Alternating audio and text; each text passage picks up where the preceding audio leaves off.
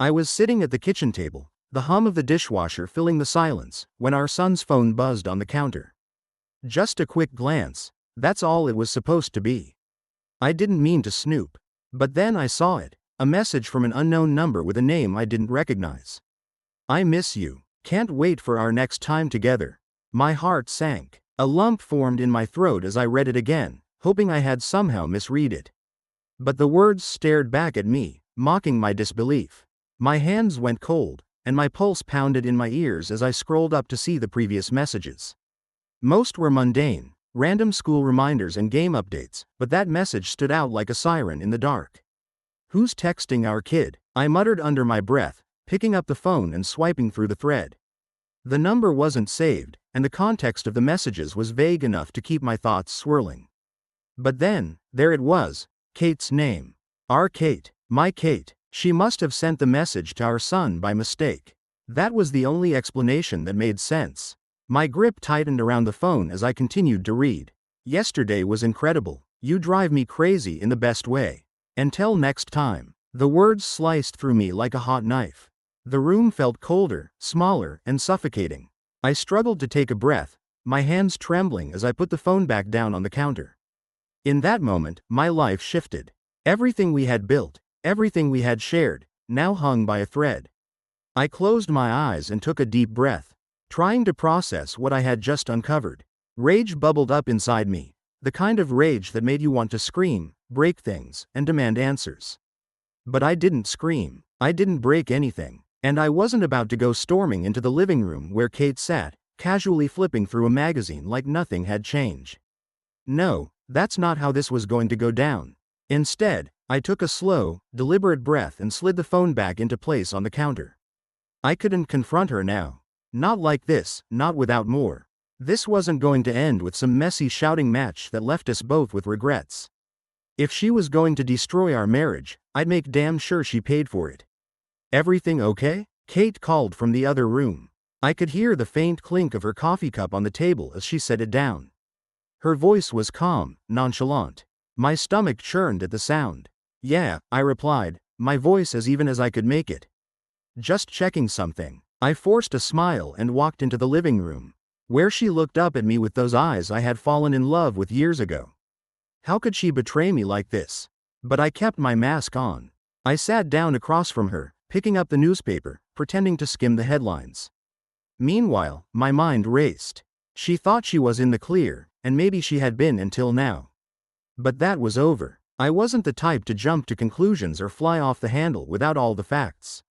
No, if she was doing this, I would find out every detail. I would gather the evidence. And then I would make my move. I glanced over at Kate as she sipped her coffee, completely unaware of the storm brewing inside me. I wasn't going to let this end in a quick, heated argument. I had too much at stake. The kids, our home, our life. I needed to play this right. I needed to be smart. "Any plans for today?" she asked, looking up from her magazine. I smiled, the kind of smile that didn't quite reach my eyes. "Just the usual," I replied. "Got some things to take care of." She nodded and went back to her reading. I turned back to the newspaper, but I wasn't really seeing the words on the page. My mind was already calculating the next steps, the moves I'd need to make to uncover everything she was hiding. For now, I would play the role of the oblivious husband. She didn't need to know that the game had changed, that the rules were no longer in her favor. From that moment on, I was in control. And I would get my revenge, one calculated step at a time. The next few days were excruciating. Every smile Kate gave me, every casual touch of her hand on my shoulder, felt like a mockery. How could she sit there, so calm, so collected, while sneaking behind my back? It was almost impressive, her ability to pretend everything was fine. But that only fueled my determination. If I was going to confront her, I needed solid proof. No speculation, no accusations she could weasel her way out of. I needed to see it all, so I started my investigation. I was methodical and careful. If she was going to lie to my face, then I would keep my cards close to my chest. It began with her phone. Kate wasn't one to lock things up, and we had always trusted each other. Ironically, that trust made it easy for me to slip into her phone while she was in the shower. I held my breath as I navigated to her messages, half hoping I was wrong, that what I found would show my paranoia rather than her guilt. The screen lit up with a familiar thread, the one from our son's phone. The messages were there, plain as day, exchanged with David W. My stomach twisted as I scrolled through. I felt like I was reading some twisted romance novel, the kind you'd pick up at an airport newsstand. Long, emotional confessions, inside jokes, and plans for their next meeting.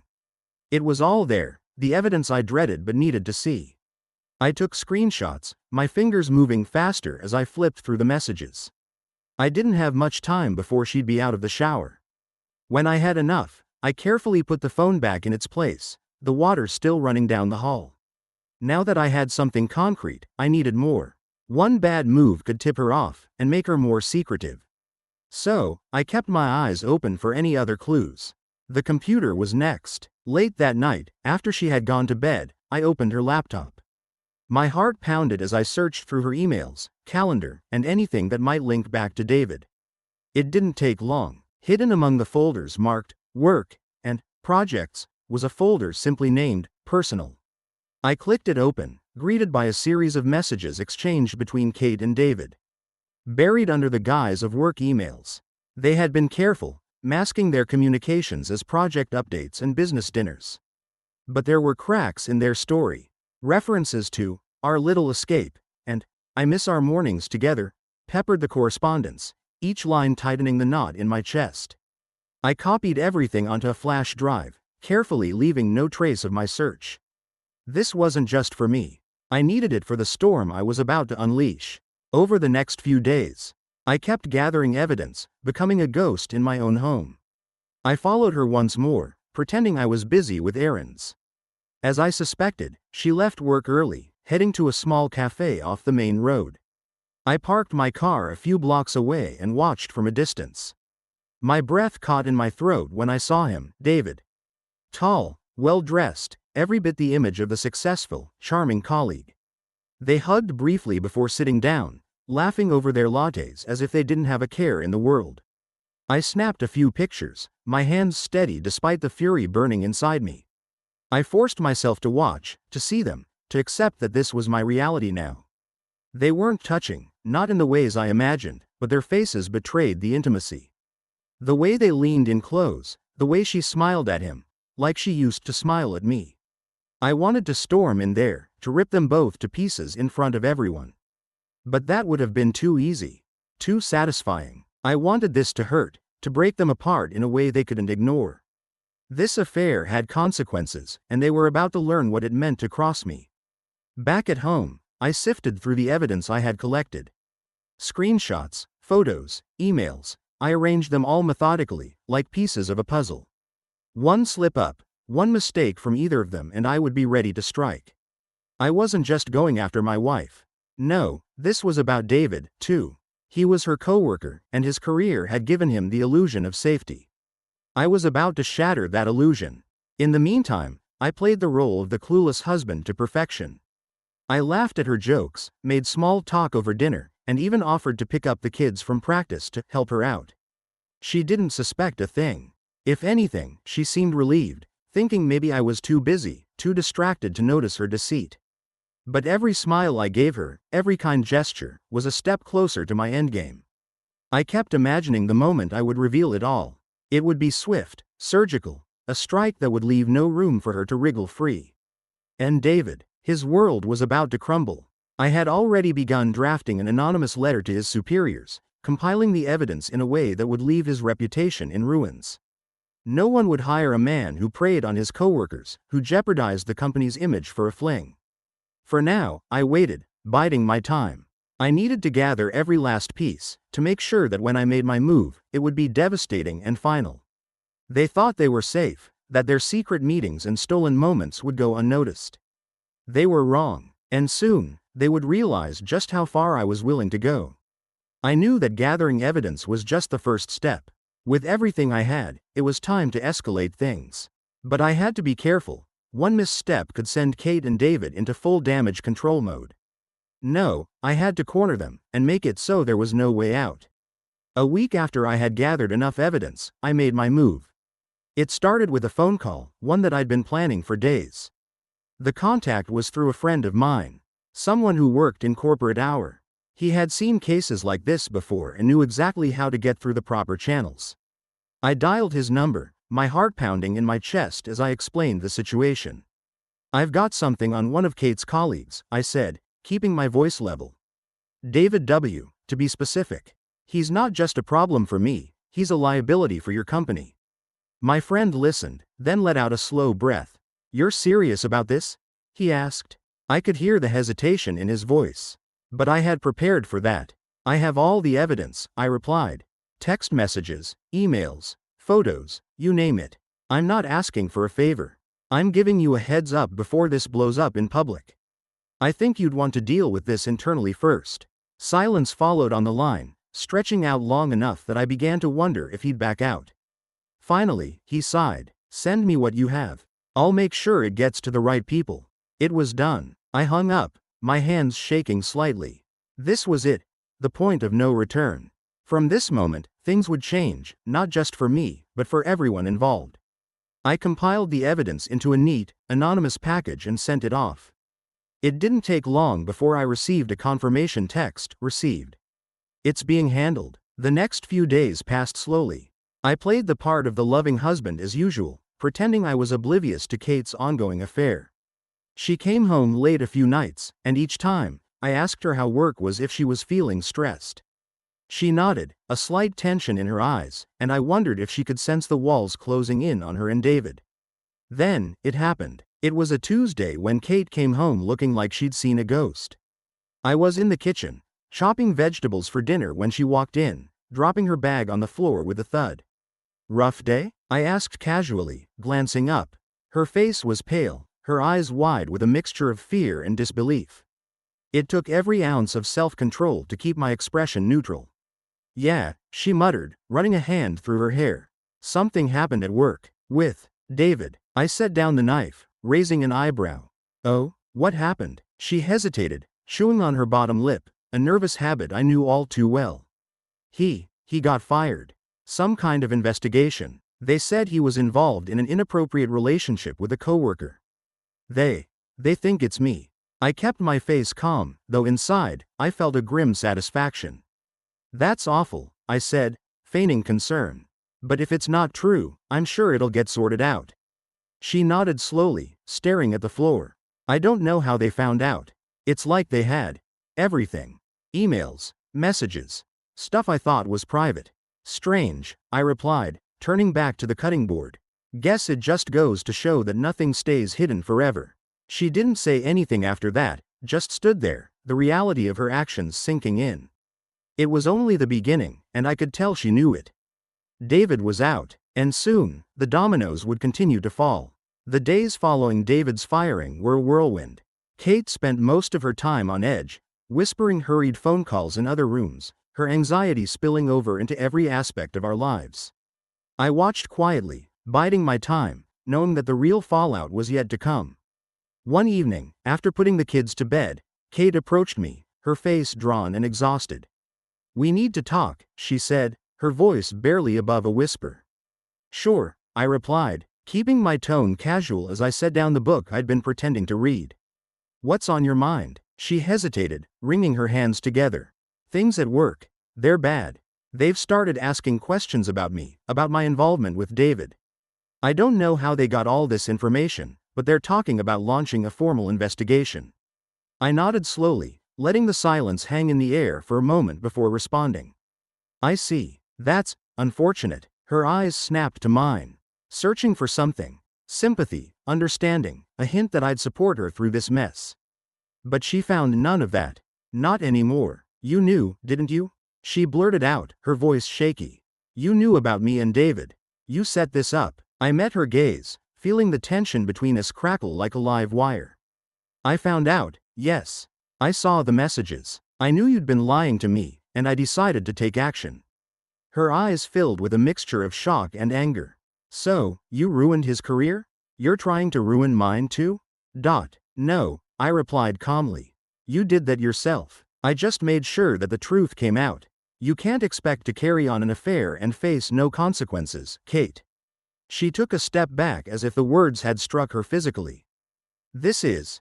This is insane, she stammered. Do you realize what you've done? You've destroyed everything. I didn't destroy anything, I said evenly. You did, the moment you decided to betray our marriage. You chose this path, not me. The room went silent, save for the ticking of the clock on the wall. Kate stared at me, her face pale, her hands trembling. I could see the gears turning in her mind as she tried to grasp the situation. She wasn't just losing her affair partner, she was about to lose everything, her job, her family, her reputation. I have to go, she whispered, turning away and heading toward the bedroom. The door closed behind her with a soft click, leaving me standing alone in the living room, surrounded by the aftermath of her choices.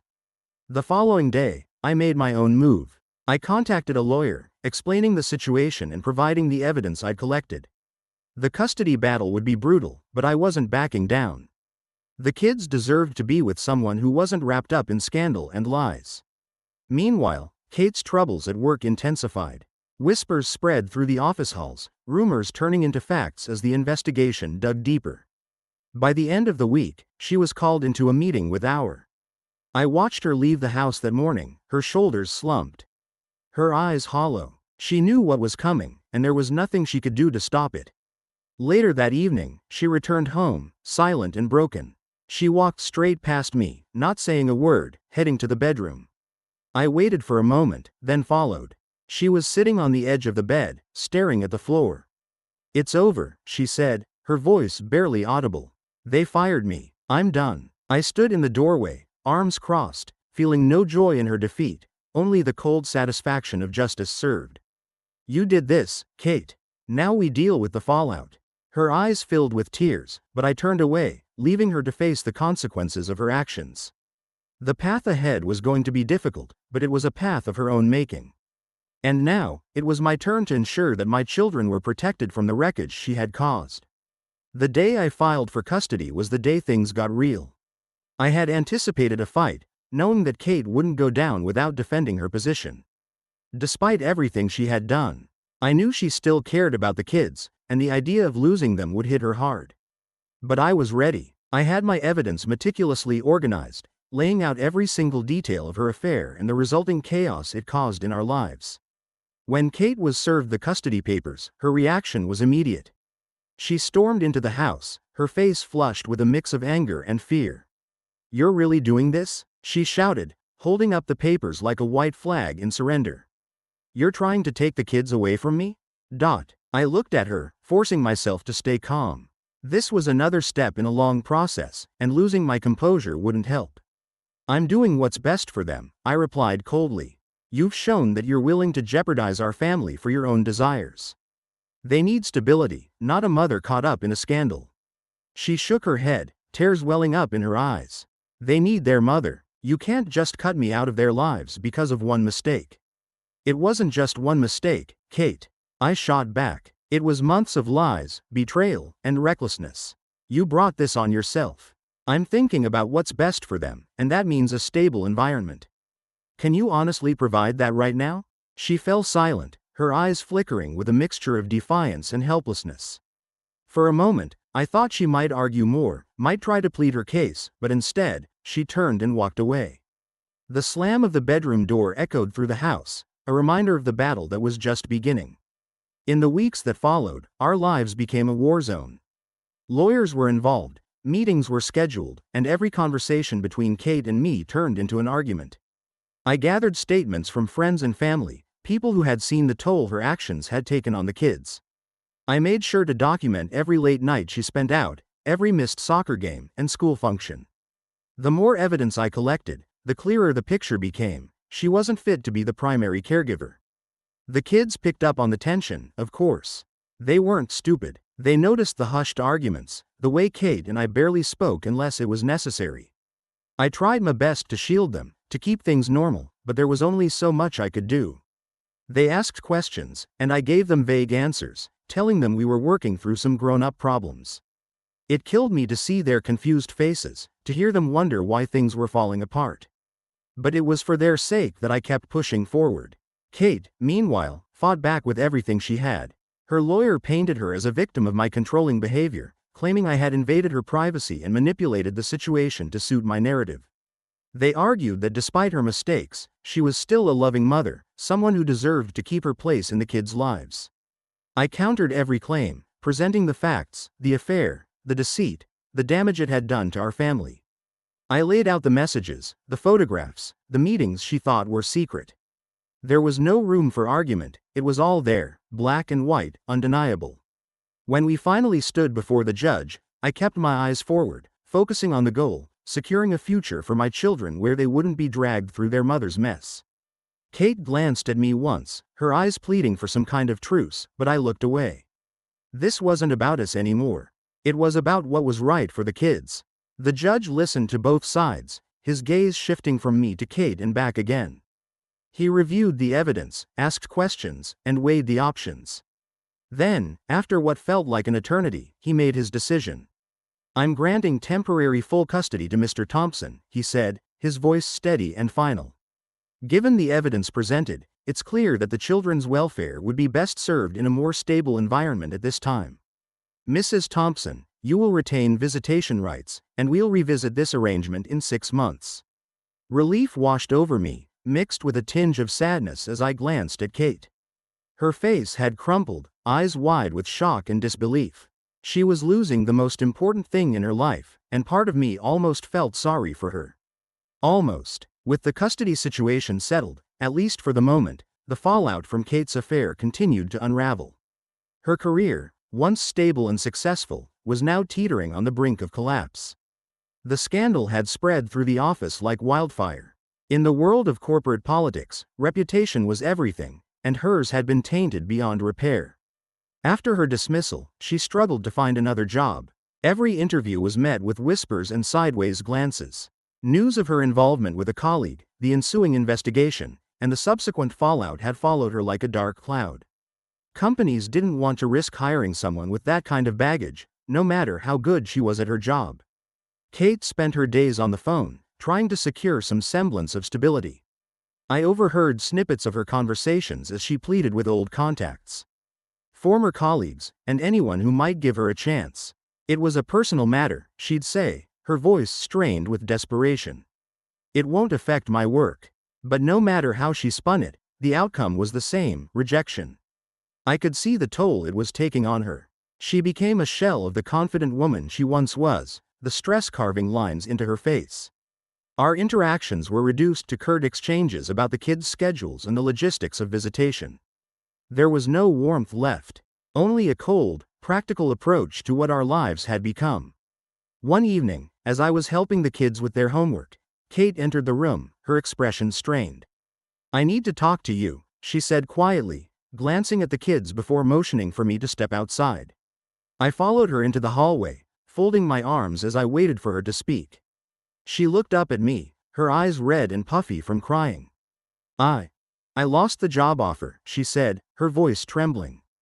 "They called and said they're not moving forward with my application." I nodded, unsurprised. Word travels fast in this industry, Kate. You knew it wouldn't be easy to recover from what happened. She ran a hand through her hair, looking utterly defeated. I don't know what to do. I can't keep going like this. I need to find work, for the kids, for myself." I took a deep breath, choosing my words carefully. "You need to accept responsibility for what you've done. The affair wasn't just a mistake, Kate. It had real consequences, and now you're facing them." She looked at me, tears brimming in her eyes. "I know, but it doesn't change the fact that I need to support myself. I need to rebuild, for the kids if nothing else." "Then start rebuilding," I said flatly. "But don't expect sympathy from me. You made your choices. Now, it's up to you to deal with them." She stared at me for a long moment, then nodded, wiping her eyes. "I'll figure it out," she muttered before turning away, and heading back to the bedroom. I watched her go, a strange mix of emotions swirling inside me. There was no joy in watching her fall apart, no satisfaction in seeing her struggle. But there was a sense of closure, of knowing that the consequences of her actions were finally catching up to her. The kids came first. They always had, and now that I had secured custody, I could focus on providing them with the stability they needed. Kate would have to find her own way through the mess she created. As for me, I had made my peace with the path we were now on. There was no going back to how things were. But I had taken control of our future. And in the quiet of our home, amidst the wreckage of what we once were, I found a strange sort of strength. The storm had come and gone, leaving a clearer sky in its wake. The weeks that followed the custody ruling were filled with a mix of relief and newfound responsibility. The kids stayed with me full-time now, and it was up to me to give them a sense of normalcy amid the chaos. Each morning, I woke up a little earlier to prepare their breakfast and lunches. Ensuring they had everything they needed for school. I drove them to their activities, helped with homework, and made sure they still had the freedom to be kids. Kate visited on weekends, a shell of the vibrant woman she used to be. She was trying, I'll give her that, but the kids had sensed the shift in power. They clung to me more, asked me for permission, and seemed cautious around her. I couldn't blame them. Their mother had become a stranger to them, someone they had to relearn to trust.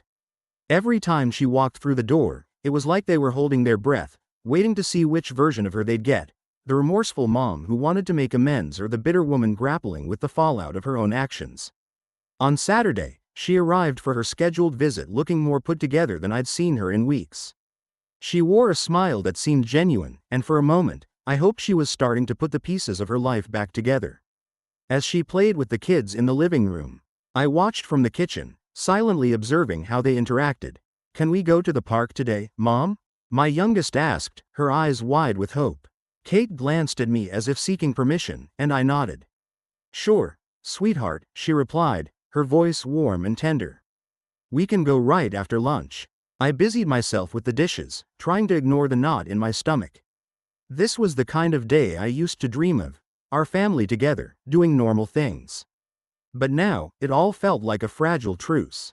A temporary reprieve from the storm that had ripped through our lives. As the day went on, I saw glimpses of the mother she used to be.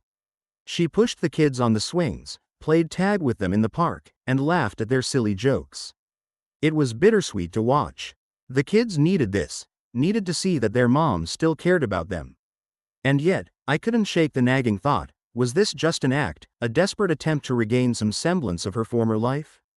Later that evening, after the kids had gone to bed, Kate approached me in the living room. "Thanks for letting me take them out today," she said, her voice tentative. "They seemed to have a good time." I nodded, not taking my eyes off the TV. "They did. It was good for them." She hesitated, then sat down on the edge of the couch, her posture tense. "I'm trying, George," she said quietly. "I know I messed up, and I know it's going to take a long time to fix things, but I want to be a part of their lives." I muted the TV and turned to face her, searching her eyes for any trace of deception. All I saw was exhaustion and regret. "You can be," I replied evenly. "But it's not going to happen overnight, Kate.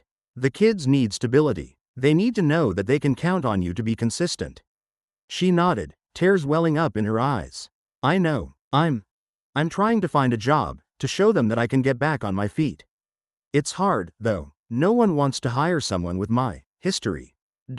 "That's not my problem," I said, my voice cold. "You created this situation. Now, you have to deal with the consequences." She flinched, biting her lip as if trying to hold back a retort. Instead, she nodded again, standing up. "I'll keep trying," she whispered before turning and walking to the door. As she left, I felt a strange mix of emotions. Part of me wanted to soften, to acknowledge that she was making an effort. But the other part, the part that had watched our family fall apart because of her choices, refused to let go of the anger. She would have to prove herself over time, and even then, nothing would ever be the same.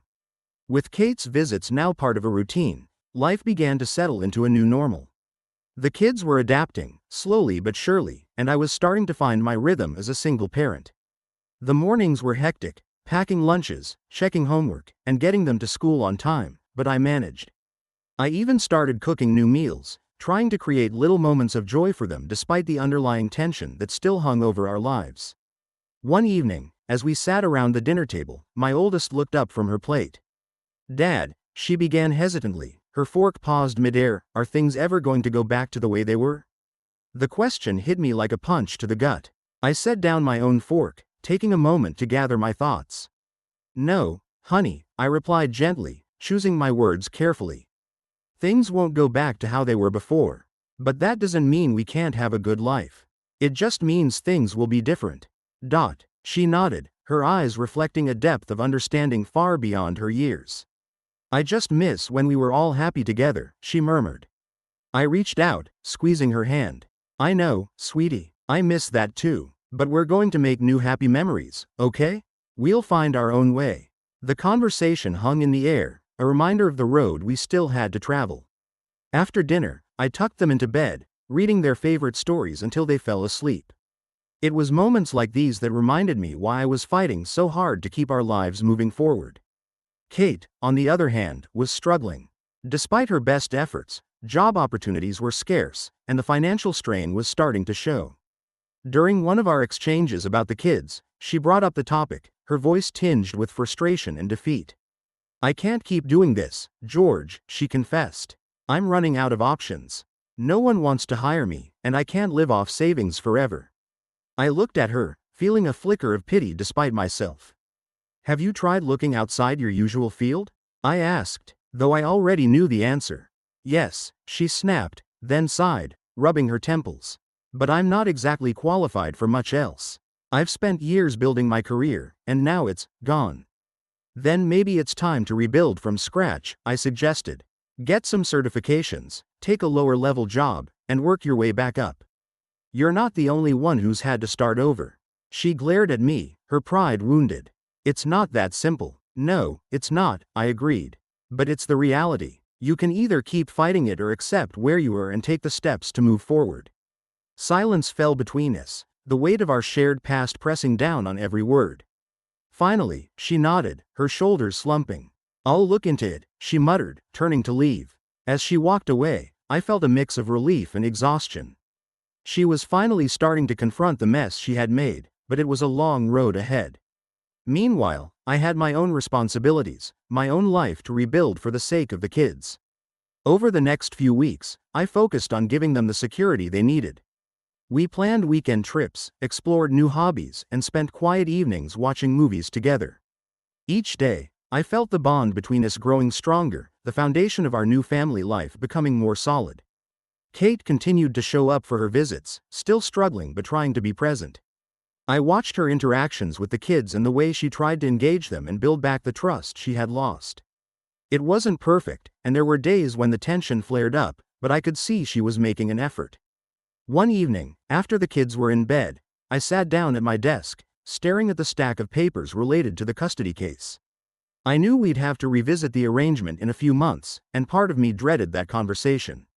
But for now, I was focused on the present, on giving my kids a life that was stable and full of love.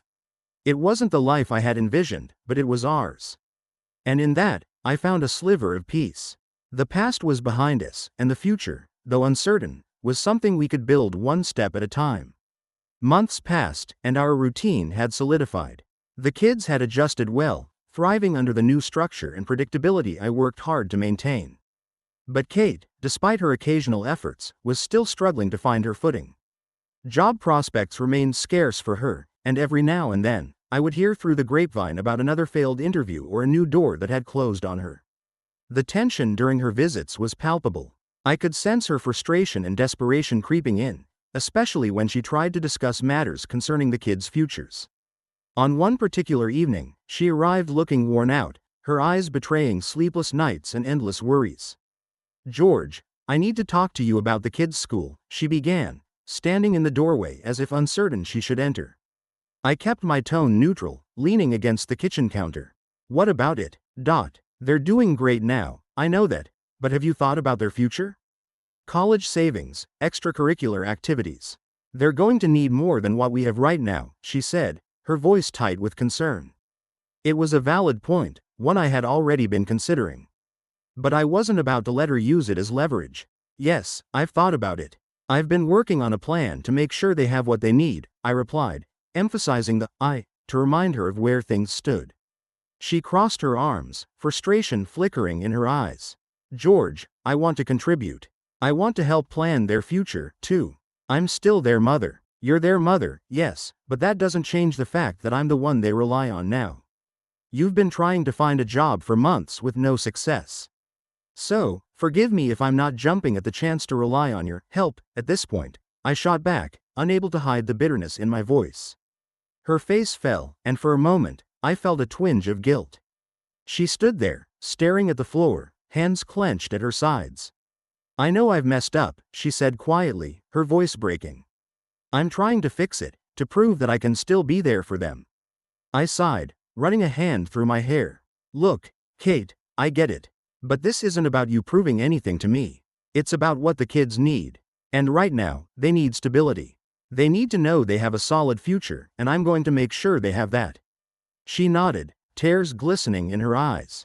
But she didn't argue. For the rest of the evening, she was unusually quiet around the kids, though she tried to keep up appearances.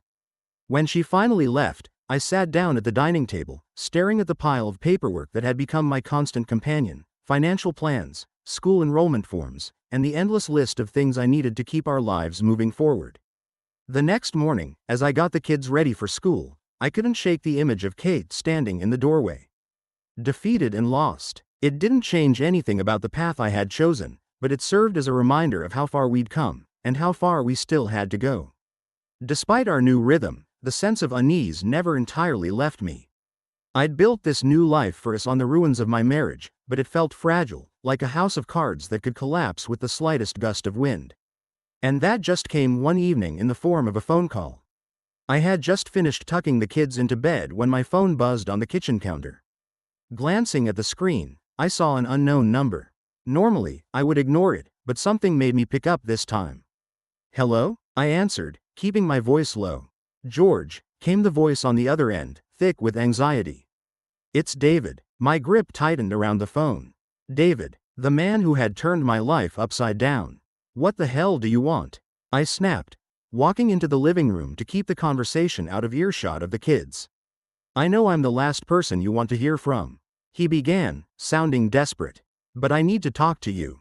It's important. I clenched my jaw, considering hanging up right then and there. You've got 30 seconds, I said coldly. Make it count. There was a pause, then he spoke hurriedly. I need you to call off whatever it is you're doing. Your campaign to ruin my life. I've already lost my job, and now it's affecting my family. My wife is threatening to leave me, and I can't take any more of this. The irony of his plea almost made me laugh. You think I care? I retorted. You destroyed my family, David.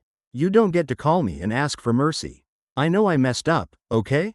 I admit that, but dragging this out isn't helping anyone. It's only making things worse for everyone involved, including your kids, he countered, his voice rising in desperation. My blood ran cold at the mention of my children. Leave my kids out of this, I hissed, my mind racing with the implications of his words. I'm not threatening them, George. I'm just saying, this feud is hurting more than just us. It's creating an environment that's toxic for everyone. For your kids, for Kate, for my own family, he rambled on, his words tumbling over each other in his haste to get them out. Your 30 seconds are up, I said, ready to end the call. But something stopped me, a nagging thought at the back of my mind. He was right about one thing. The fallout from our conflict had spread like a stain, affecting more than just the two of us. Listen, I said slowly, choosing my words carefully. I'm not calling off anything. You brought this on yourself, and you're going to live with the consequences. But I will say this, stay away from my family. If I hear that you've been in contact with Kate or my kids, I will make your life even more of a living hell than it already is. Understand? He swallowed audibly on the other end of the line. Fine, he muttered. I'll stay away. Just think about what you're doing, George. This endless revenge, it's not going to fix what happened. The call ended with an eerie silence, his last words hanging in the air. I stood there, phone still in hand, feeling a wave of conflicting emotions wash over me. Rage, satisfaction, doubt, it all collided inside me, leaving me unsteady. Revenge had brought me a sense of justice, of retribution for the betrayal I had endured. But as I turned out the lights and made my way to bed, I couldn't help but wonder, at what point does revenge turn into obsession? At what point do I risk becoming the very thing I despise? The questions circled in my mind, refusing to settle. For now, I shoved them aside, focusing instead on the task at hand. I had a family to protect and a life to rebuild. And no one, Not David, not even Kate, was going to stand in the way of that. September 2012 had just begun at college, and Emma was enjoying the new experiences of dorm life. Her room was cozily decorated, and the evening was filled with the sounds of the city outside her window and the quiet hum of her computer. That evening, like many others, she decided to dive into the world of social media. Her attention was drawn to a new friend request from a user named Tyler. His page had several interesting posts about music, cult films, and unusual pop culture facts. Emma accepted the request, and soon Tyler sent her the first message. "Hi, Emma, I noticed you like the same music as me. What do you think of the latest album from the Black Keys?" Tyler asked. Emma was pleasantly surprised that someone had noticed her musical interests. They quickly struck up a conversation about music, and Tyler turned out to be surprisingly knowledgeable. He shared links to new tracks, discussed intricate albums, and made their conversations rich and engaging. Within a few days, their communication became more frequent and personal. They began exchanging stories about their hobbies, studies, and college life. Tyler wasn't just a music enthusiast but also a great storyteller, which made their conversations even more captivating. "Do you like jazz?" Tyler once asked. "I recently found an amazing album that blew my mind. I'd love to hear your thoughts." Emma replied that she wasn't very familiar with jazz but was happy to try something new. Tyler sent her a link to the album and a few articles about its significance in music history. Over time, they started discussing more personal topics.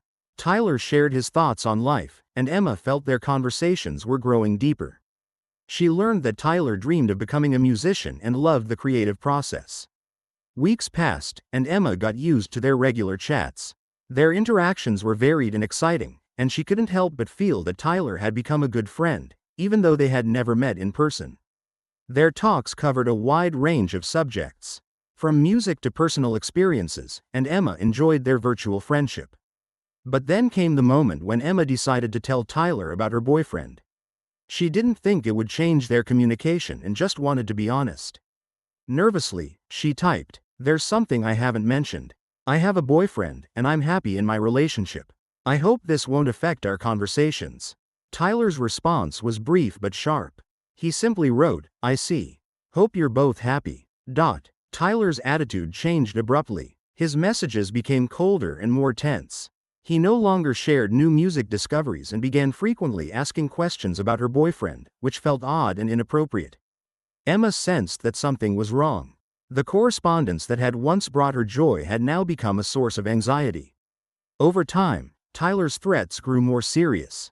He began to claim that if Emma didn't end her relationship, he would ruin her reputation and file anonymous complaints to the college, accusing her of breaking the code of conduct. He also threatened to leak personal details about her life to jeopardize her studies. "You know how easy it would be for me to destroy everything you have. Why don't you think about whether your boyfriend is worth it?" Tyler wrote in one of his messages. Emma was in shock. She couldn't believe that someone she had talked to so much could act this way. She felt fear and anxiety building up. Every time she saw a notification from Tyler, her heart raced. And she couldn't focus on her studies or other aspects of her life. She blocked Tyler, hoping it would stop his threats, but his messages continued coming from other accounts. They became more aggressive and alarming. Each new account she blocked seemed like just another step in an endless cycle of harassment. Eventually, Emma realized the situation required intervention. She decided to reach out to her college friend, Mike, who was familiar with basic cybersecurity. Together, they began looking for ways to protect her and seek official help. Emma also started documenting all the threats and gathering evidence to eventually report them to the authorities. Her sense of peace and security was shattered, and she knew she had to act to stop Tyler and regain control of her life. The next day, after receiving particularly menacing messages from Tyler, Emma was in a constant state of stress. She couldn't focus on her studies, and her friends began to notice how withdrawn and anxious she had become. Every time her phone buzzed with a new notification, she would nervously grab it, expecting another insult or threat. That evening, when Emma returned to her dorm after classes, she found a new message from Tyler. It was a long, carefully crafted poem written in a dark and threatening tone. She read it several times, unable to believe her eyes. He was threatening to ruin her life if she didn't start interacting with him differently. Emma, you've shattered my heart to pieces. But this is only the start of my path. If you don't return to me with obedience, I'll seek revenge, a mania's wrath. Your achievements and honor are nothing. With a single move, I can destroy everything. Your studies, your friends, all will turn to dust. If you don't listen to me now, my dear, you must. All I need is your understanding. But if not, I promise withstanding. You will know what it's like to be alone. When your world crumbles, broken by me, stone by stone. Emma felt a cold sweat on her forehead, and her hands began to tremble. This poem wasn't just threatening. It was a clear indication that Tyler would stop at nothing to intimidate her. She felt utterly helpless, and her fear reached its peak. Gathering her strength, Emma knew she had to act. Mike suggested she report the situation to the social media platform's support team and the police.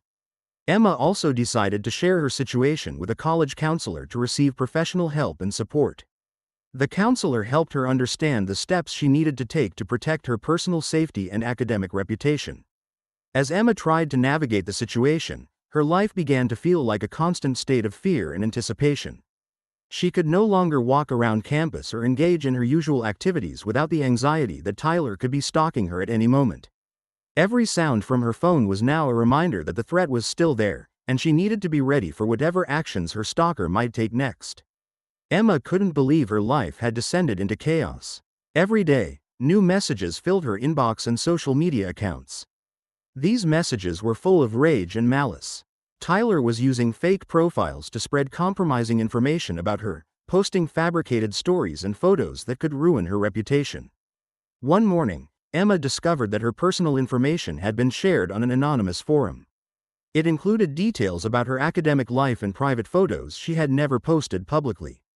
The feeling was horrific, knowing someone was collecting and using her personal data to harm her. In an attempt to manage the situation, Emma reached out to social media support. She provided all the necessary information about the fake accounts and threats. However, the process of blocking and removing content was slow and complex. Her complaints were addressed sluggishly, and each account removal was quickly followed by the creation of a new one. One night, while checking her emails, Emma noticed a new message from yet another fake account. Tyler threatened that if she didn't leave college and move out of town, he would begin spreading false accusations about her academic misconduct. Emma was horrified. These threats now endangered not only her personal life but also the future she had worked so hard to build. With each new message, her fears only deepened. She started taking steps to protect her privacy, including changing her passwords and installing additional security software. Her friends and family noticed her growing anxiety and decided to offer their moral and technical support. Her college counselor helped Emma file official complaints with the university administration and local law enforcement. At the police station, she recounted the events and provided all the evidence and documentation she had collected. The police took the case and began their investigation, but even they couldn't guarantee that Tyler wouldn't continue his attacks. With each passing day, the situation grew more tense. Emma couldn't sleep peacefully, and her anxiety over Tyler possibly carrying out his threats intensified.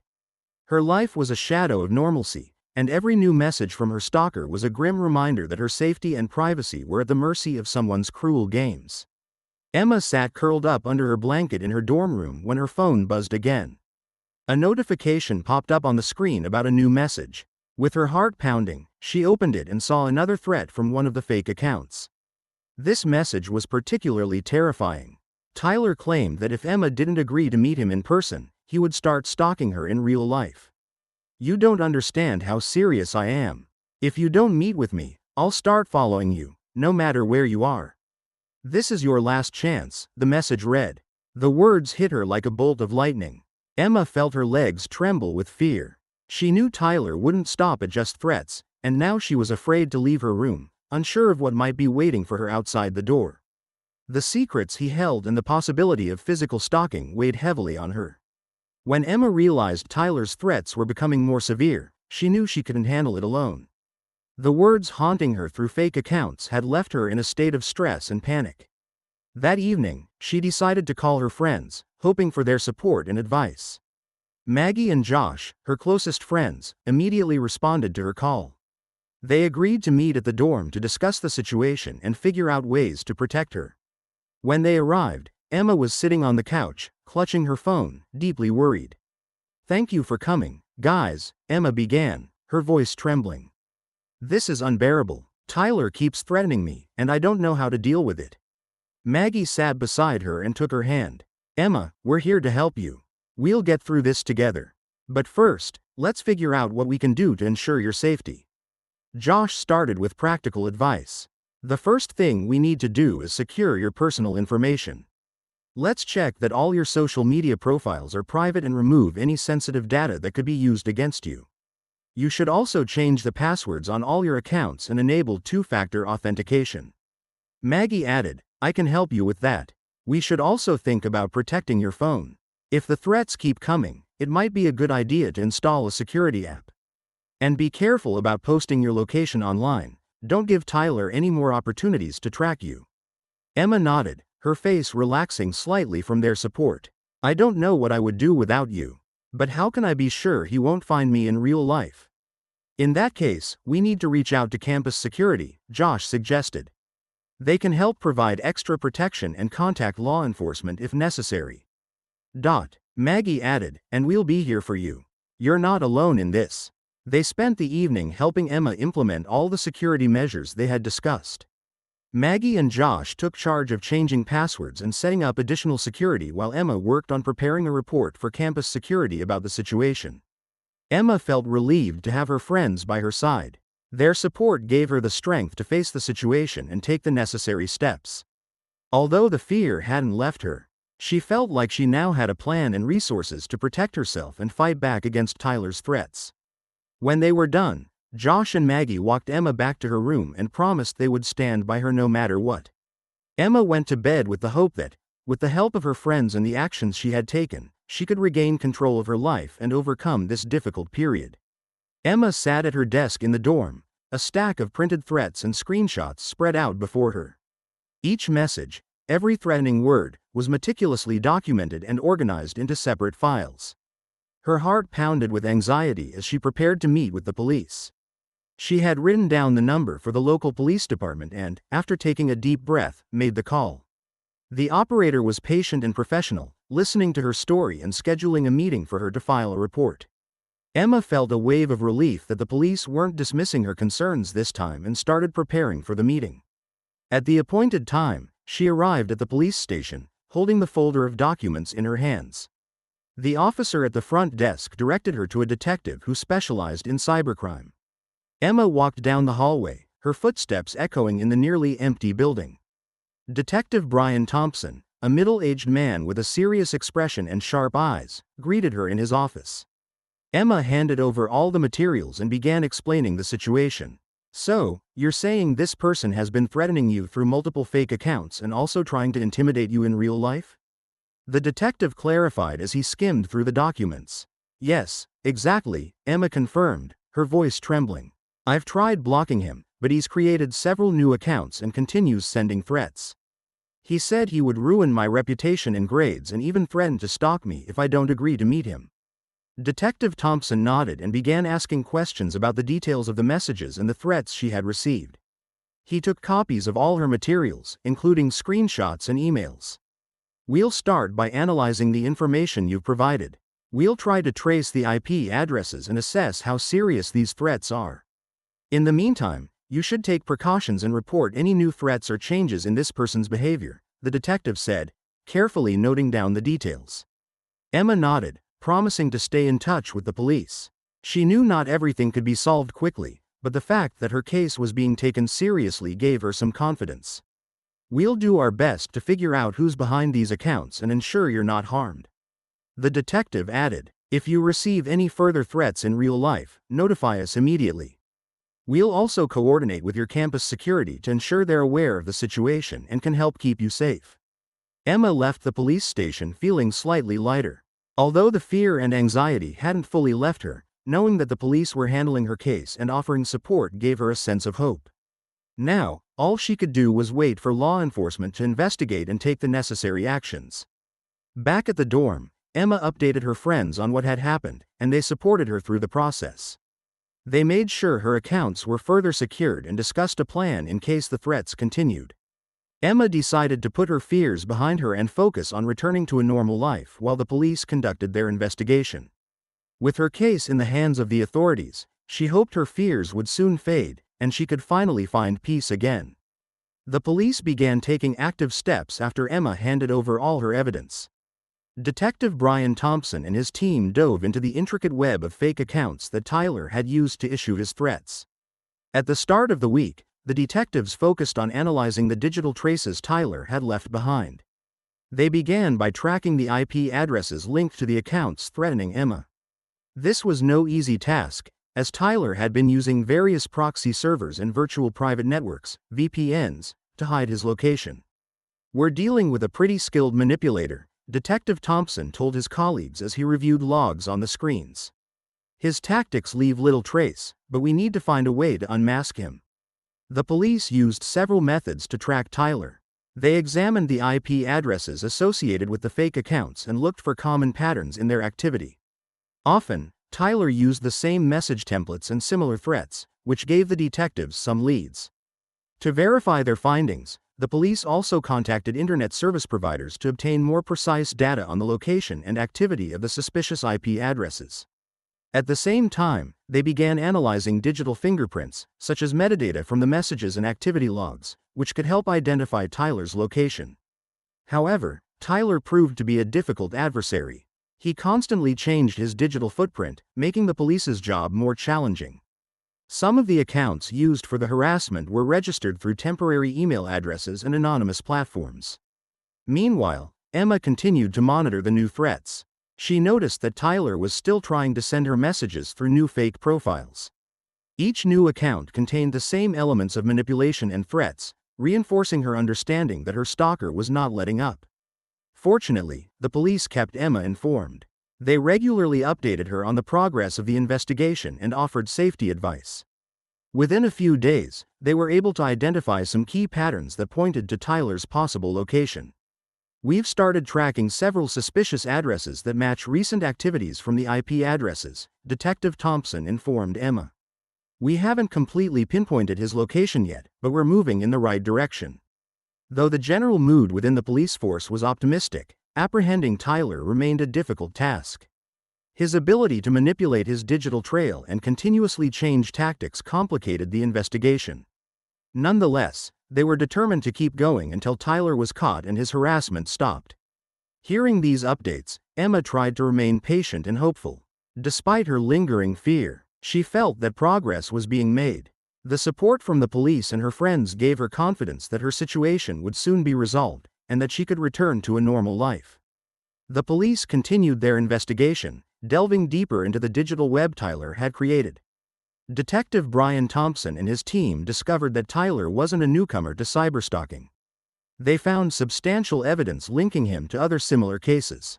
While analyzing the data, the detectives uncovered several past complaints that described similar methods of harassment. Threats via email and social media, use of fake accounts, and manipulation of victims' personal information. These cases had been reported in various parts of the country, but the methods and behavior patterns were identical. "We're seeing repeated patterns," Detective Thompson informed his team. "Tyler uses the same tactics to control and intimidate his victims. We need to investigate all his previous actions to understand how he operates and to identify any other victims he may have targeted." The police connected Tyler to several cyberstalking cases that had occurred in different states. They began cross-referencing records and data to determine just how far his crimes had spread. It turned out that Tyler had used the same network of fake accounts and even the same IP addresses for various attacks. One of the key breakthroughs in the investigation was the discovery of several old forums and chat rooms where Tyler had communicated with other participants, discussing his methods and targets. These conversations, though partially deleted, helped the detectives understand how Tyler chose his victims and how he used fear and manipulation to achieve his goals. "We can see that Tyler built a complex network to carry out his crimes," explained Detective Thompson as he reviewed the gathered data. "But we also see that he often acted alone. His connections to other crimes may not be as extensive as we initially thought, but they give us crucial insight into his methods." The expansion of the investigation required significant effort and collaboration with law enforcement agencies in other states. Thompson's team worked closely with colleagues from different regions, sharing information and trying to establish full links between the various cases. They also began searching for witnesses and victims who could help them better understand the scope of Tyler's activities. Emma tried to remain positive, staying in touch with the police and providing them with any additional information that might help solve the case. "We won't stop until we close this investigation," Detective Thompson assured Emma during one of their meetings. "We've made a lot of progress, and we're close to catching Tyler and anyone else who may be involved." The support from the police and her friends gave Emma confidence that soon her stalker would be caught, and she could finally regain peace in her life. Finally, after weeks of intense work, law enforcement released an official report stating that Tyler had been arrested for cyberstalking and extortion. The news appeared in local newspapers and on television. Emma was sitting in her dorm room when she received a notification on her phone about the report. She opened the news site and began reading the article. After months of investigation, law enforcement officers have arrested 25-year-old Tyler Jenkins on charges of cyberstalking and extortion. Jenkins, who used multiple fake social media accounts, threatened his victims and attempted to manipulate their personal information. According to police, he is also linked to several other crimes involving online threats. Jenkins has been detained and is currently in custody. Law enforcement continues to investigate in order to identify possible accomplices and assess the full scope of his activities. Quote. Emma read the article several times, trying to process the information. After all the anxiety and stress she had endured, the news that her stalker was now in custody brought her a sense of relief. But her joy was tempered by other emotions. Fear and the lingering stress from the experience still clung to her. Her friends and family called to congratulate her and offer their support. They were happy that Tyler had finally been apprehended and continued to stand by her during this difficult time.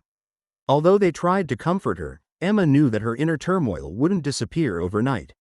Every reminder that she had been a victim of stalking stirred up feelings of anxiety and vulnerability. That evening, as she sat at her desk, Emma reflected on her ordeal. Despite Tyler's arrest, it was still hard for her to shake the feeling that her life could be in danger at any moment. She decided to spend the evening with her friends, who had been a great source of support, and tried to distract herself from her worried mind. While talking with them, she made an effort to be as open as possible about her emotions, sharing what she had gone through and receiving their understanding and encouragement. Tomorrow, Emma planned to meet with Detective Thompson to discuss the next steps and learn more about the legal proceedings against Tyler. This meeting would help her understand what to expect moving forward and might give her a sense of regaining control over the situation. Finding herself in the spotlight after the entire incident, Emma felt a mix of relief and constant anxiety. One morning, after the report was published, she woke up with a feeling of unease that she couldn't shake. "He can't harm me anymore," she told herself, but the fear and anxiety lingered. Every new message, every notification in her inbox reminded her of the past. She couldn't escape the thought that traces of Tyler might somehow reappear in her life. Emma returned to her studies, but each class only provided partial relief. Inside, she continued to wrestle with what had happened. Her fears became especially intense when she saw messages from other users on social media or when she heard news about similar cases. The sense of constant threat never left her. Realizing that she was struggling to cope on her own, Emma decided to seek professional help. She scheduled a consultation with a psychologist to deal with the stress and fear she was experiencing. The psychologist, Dr. Liz Martin, welcomed her into her office and began working to help Emma restore her mental health. "You've shown incredible resilience, and it's important that you continue taking care of yourself," Dr. Martin said during their first session. "We'll work together to help you manage the stress and fear, and figure out how to regain a sense of safety in your life." Emma began practicing psychological techniques aimed at reducing anxiety and rebuilding her confidence. She realized that it would be a long process and that it would take time to return to normal life. She also focused on her online security, updating her privacy settings on social media and reviewing her online accounts for any potential threats. These actions not only made her feel more protected but also gave her a sense of control over her virtual life.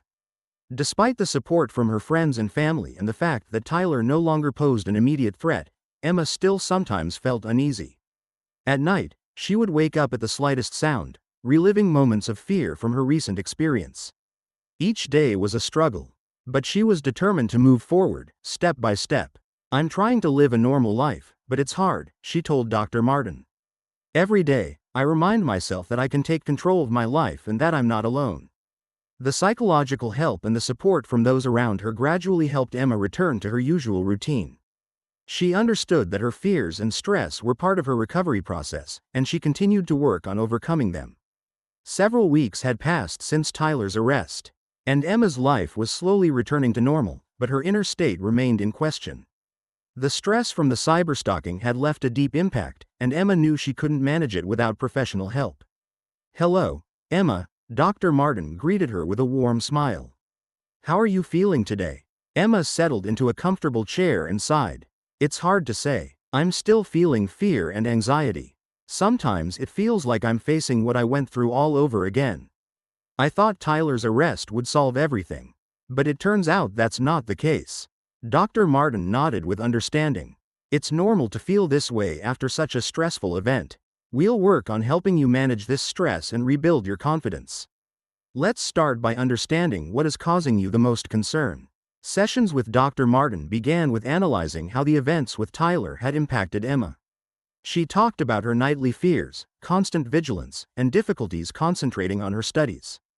Dr. Martin employed various therapeutic methods, including cognitive behavioral therapy, to help Emma recognize and change her negative thoughts. "You've been through a serious ordeal, and it's natural that it will take time to recover," Dr. Martin explained. "We'll work on reducing your anxiety and restoring your sense of control over your life." One of the first techniques Dr. Martin suggested was deep breathing and relaxation exercises. Emma learned to manage her breathing to reduce stress and calm herself.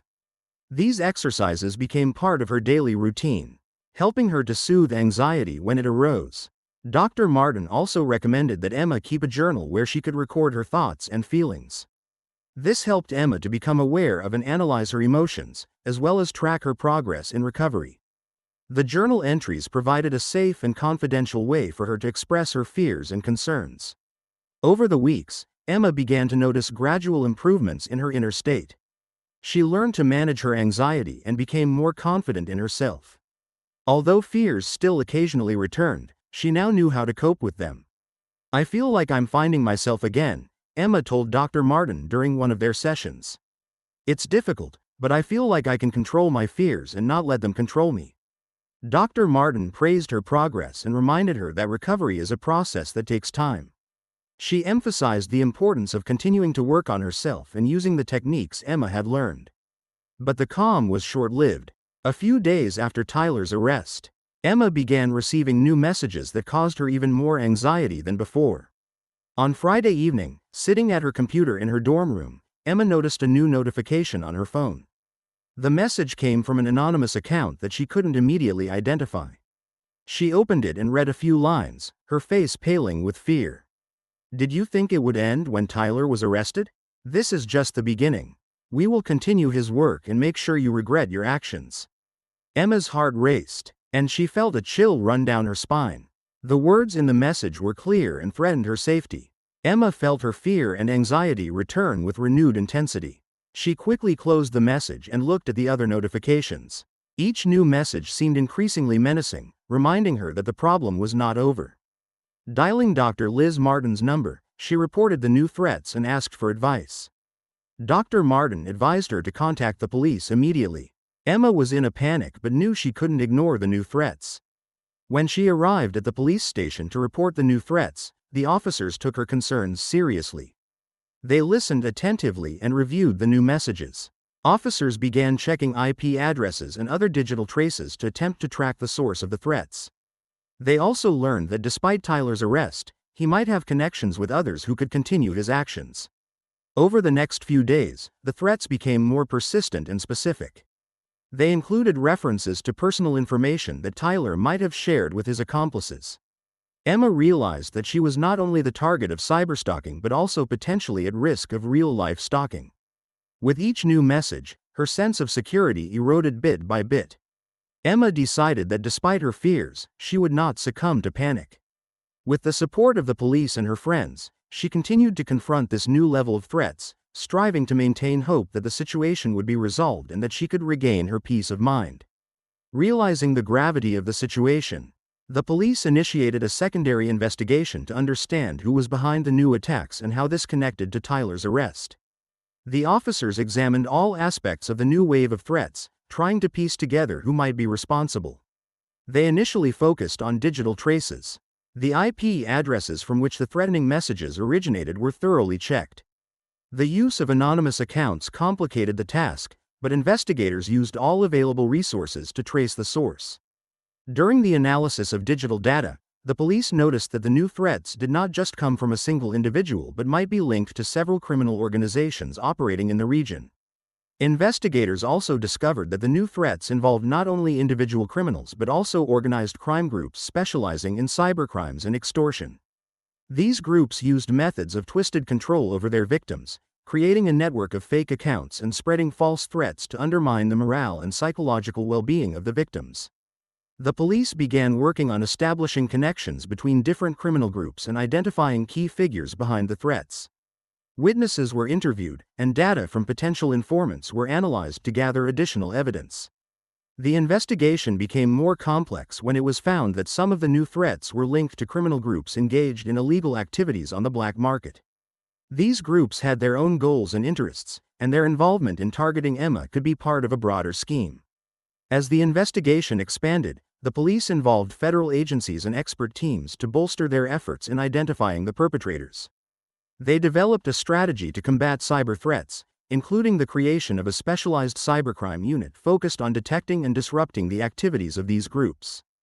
Time passed, and Emma continued to live with caution but also with hope that the police would ensure her safety and put an end to this nightmare.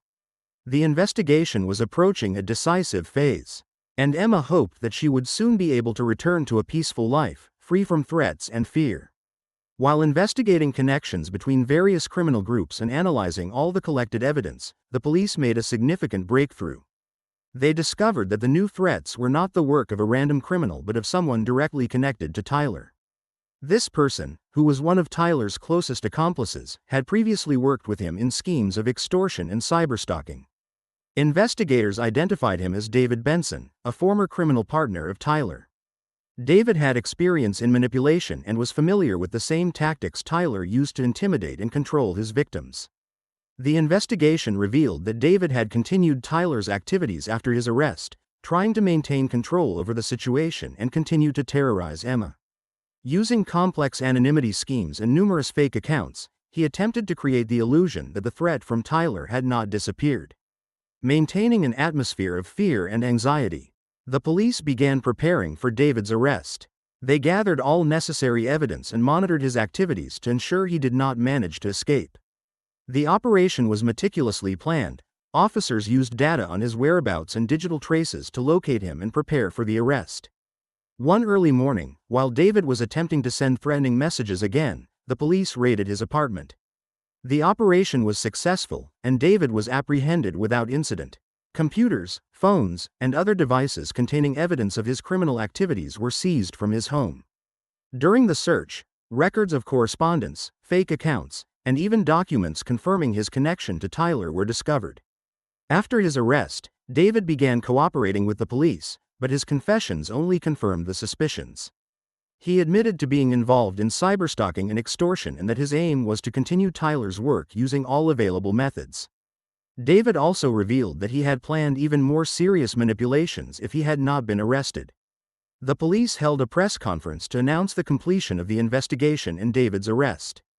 This announcement made big news in the local media, and many people who had been victims of Tyler and his accomplices learned that the perpetrators had been caught. For Emma, it was a long-awaited relief, though the fear and stress from her experiences did not completely disappear and continued to haunt her for some time.